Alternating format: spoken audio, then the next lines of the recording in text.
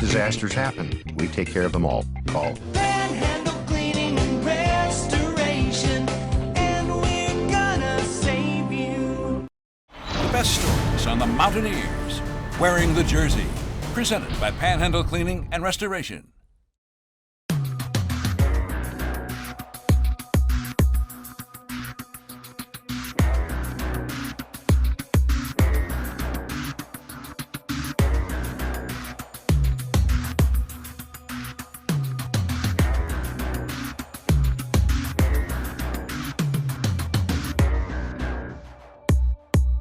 Nick Kindler's career as a Mountaineer has been marked by change.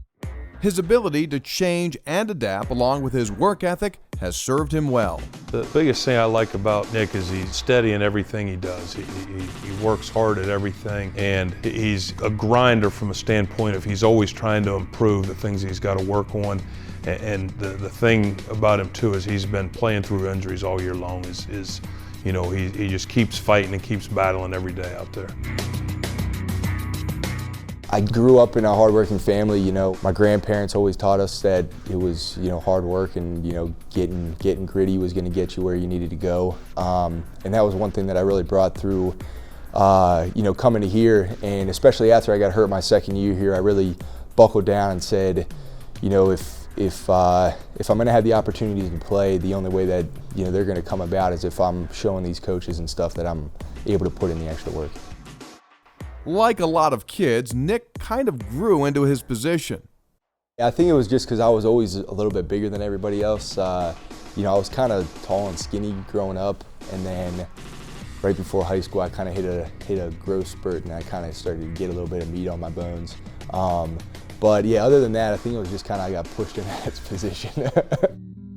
An injury set him back at a critical time in his career. My second year here, I tore my labrum in my left shoulder during spring ball and had to get surgery, so I missed my second season here, which was difficult because all the guys that I came in with were making those first year of actually getting some playing time after our redshirt year, making all those mistakes in that first season and getting the first playing action and stuff, and I was still on the sidelines having to watch and just kind of take mental reps, so it was difficult.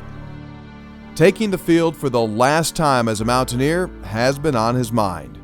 We would always talk about the guys, especially like our freshman year, going through difficult things like winter conditioning or camp. Guys would always be like, "Oh, this is our last one. This is our last day of 2-a-days ever, or our last summer conditioning ever." And you think about that and you're like, gosh, I still have 4 more of these to go. And you think back and it seems like it wasn't that long ago we were living in Pierpont, all of us young guys together.